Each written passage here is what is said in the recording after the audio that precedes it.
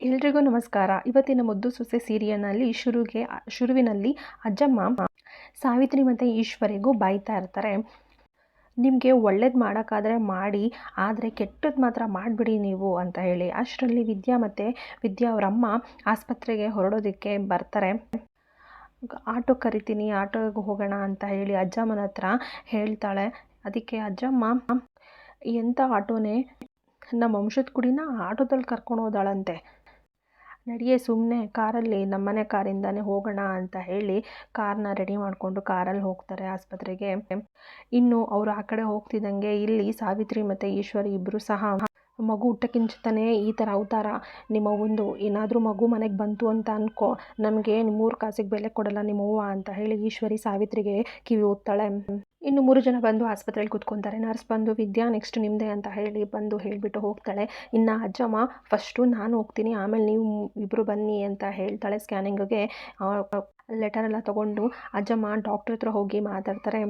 ಇನ್ನು ಡಾಕ್ಟ್ರ್ ಹತ್ರ ಬಂದು ಕೂತ್ಕೊಂಡು ಅಜ್ಜಮ್ಮ, ವಿದ್ಯನಿಗೆ ಅದೇನೋ ಸ್ಕ್ಯಾನಿಂಗ್ ಮಾಡಿಸ್ಬೇಕು ಅಂತ ಹೇಳ್ತಿರಲ್ಲ, ಅದನ್ನು ಮಾಡಿ ಅಂತ ಹೇಳಿ ಡಾಕ್ಟ್ರದ್ರು ಎಲ್ಲ ಕೊಡ್ತಾಳೆ.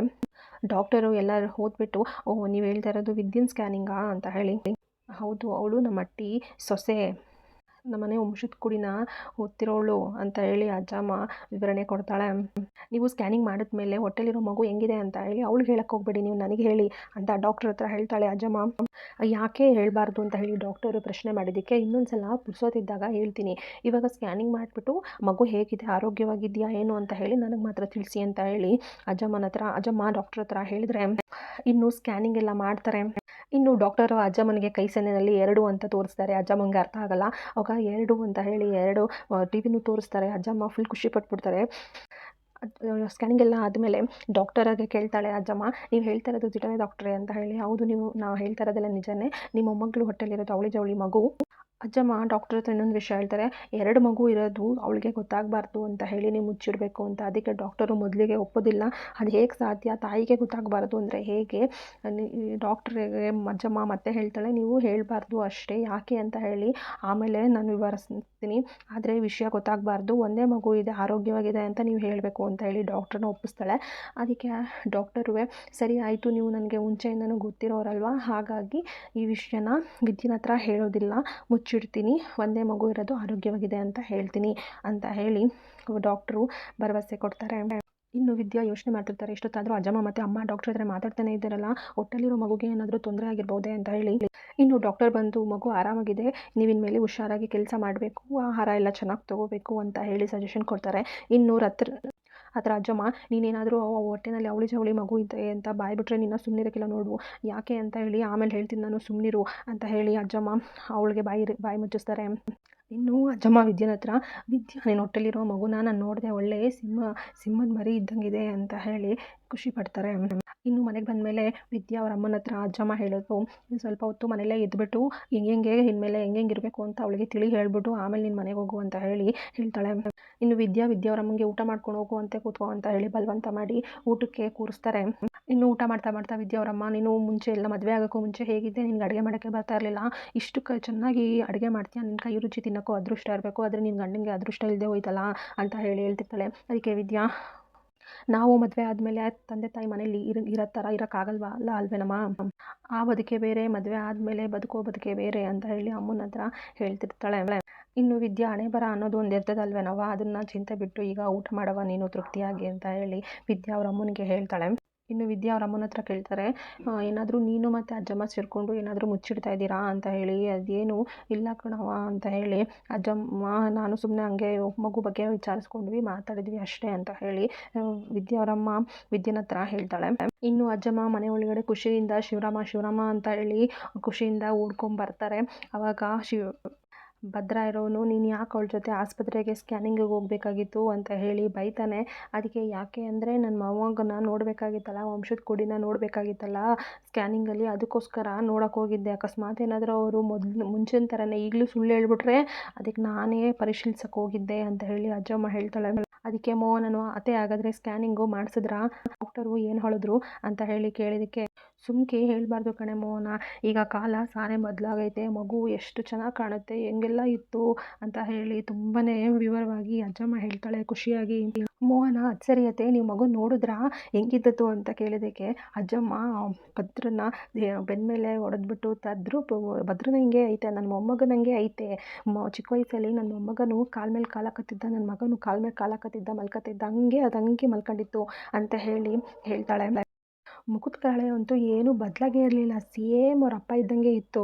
ಅದಕ್ಕೆ ಭದ್ರ ನನ್ನ ಗಡ್ಡ ಮೀಸೆ ಎಲ್ಲ ಇತ್ತು ಅನ್ನೋ ಅಂತ ಹೇಳಿದಕ್ಕೆ ಎಲ್ಲರೂ ನಗಾಡ್ಬಿಡ್ತಾರೆ.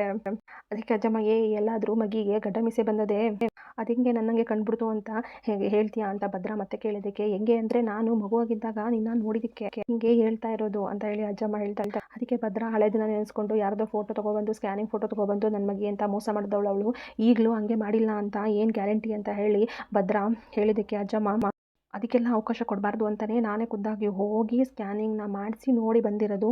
ಇನ್ನು ಭದ್ರ ಹೋಗಿ ನಾನು ನಿನ್ನ ಕೈಲಿ ಮಾತಾಡ್ತೀನಲ್ಲ ಅಪ್ಪಯ್ಯ ನನಗೆ ಸಾನೆ ಕೆಲಸ ಐತೆ ಅಂತ ಹೇಳಿ ಹೊರಟ್ಬಿಡ್ತಾನೆ. ಮತ್ತು ಅಜ್ಜಮ್ಮ ಶಿವರಾಮೇಗೌಡನ ಹತ್ರ ಖುಷಿಯಿಂದ ಹೇಳ್ಕೊಳಕ್ಕೆ ಅಂತ ಹೋಗ್ತಾಳೆ. ಅಷ್ಟರಲ್ಲಿ ಒಂದು ಫೋನ್ ಬರುತ್ತೆ. ಟಿ ವಿ ಆನ್ ಮಾಡಿ ಯಾವುದು IT ರೈಡ್ ಆಗಿದೆಯಂತೆ ಅಂತ ಹೇಳಿ ಟಿ ವಿ ಆನ್ ಮಾಡಿಸ್ತಾನೆ ಶಿವರಾಮೇಗೌಡ. ಅಲ್ಲಿಗೆ ಈ ವಿಷಯ ಮುಚ್ಚೋಗುತ್ತೆ. ಇನ್ನು ಭದ್ರ ಗೇಟ್ ಹತ್ರ ನಿಂತಿರ್ತಾನೆ. ಆಗಲ್ಲ ಗೇಟಲ್ಲಿ ಪಾಚಿ ಕಟ್ಟಿ ಕಾಲು ಜಾರ್ಕೊಂಡೋಗಿ ಬಿದ್ದುಬಿಡ್ತಾನೆ ಅವನು.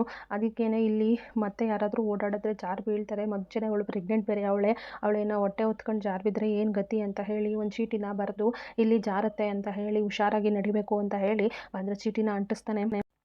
ಇನ್ನು ಅಕಸ್ಮಾತ್ ಮತ್ತೆ ಇನ್ನೊಂದು ಥರ ಯೋಚನೆ ಮಾಡ್ತಾನೆ, ಈ ಚೀಟಿ ಓದ್ದೇನೆ ಅವ್ರು ಕಾಲಿಟ್ಟು ಜಾರು ಬಿದ್ದೋಗ್ಬಿಟ್ರೆ ಅದು ಇನ್ನೂ ಅನಾಹುತ ಆಗಿಬಿಡುತ್ತೆ, ಬೇಡ ನಾನೇ ಈಗ ಮರಳಾಕ್ಬಿಡೋಣ, ಸರಿ ಮಾಡಿಬಿಡೋಣ ಅಂತ ಹೇಳಿ ಮಣ್ಣು ತೊಗೊಬಂದು ಹಾಕೋಕ್ಕೆ ಅಂತ ಹೋಗ್ತಾನೆ. ಇನ್ನು ಮಣ್ಣು ರೆಡಿ ಮಾಡ್ಕೊತಾ ಇದ್ದರೆ ಈ ಕಡೆಯಿಂದ ವೇದ್ಯ ಪಾತ್ರೆ ತೊಳೆಯೋಕ್ಕೆ ಅಂತ ಹೇಳಿ ಬರ್ತಿರ್ತಾಳೆ. ಅವಳೆಲ್ಲೋ ನೋಡ್ಕೊಂಡು ಬರ್ತಿರ್ತಾಳೆ. ಕಾಲು ಜಾರಿ ಬಿದ್ದೋಗ್ಬೇಕು ನೆಲದ ಮೇಲೆ. ಅಷ್ಟರಲ್ಲಿ ಭದ್ರ ಬಂದು ಹಿಡ್ಕೊಬಿಡ್ತಾನೆ. ಭದ್ರ ಬೈತಾನೆ, ಇಲ್ಲಿ ಮಳೆ ಜಾಸ್ತಿ ಬಂದು ಪಾಚಿ ಕಟ್ಟಿರುತ್ತೆ ಅಂತ ಗೊತ್ತಾಯ್ಕಿಲ್ವೇ, ನೋಡ್ಕೊಂಬರ್ಬೇಕು ತಾನೇ, ಅದು ಬೇಡ ಅಲ್ಲಿ ಬೋರ್ಡ್ ಬರ್ದಿದ್ದೀನಲ್ಲ ನಿಧಾನವಾಗಿ ನಡ್ಕೊಂಡು ಬರಬೇಕು ಅಂತ ಹೇಳಿ ಅದನ್ನಾದ್ರೂ ಓದುತ್ತಾನೆ.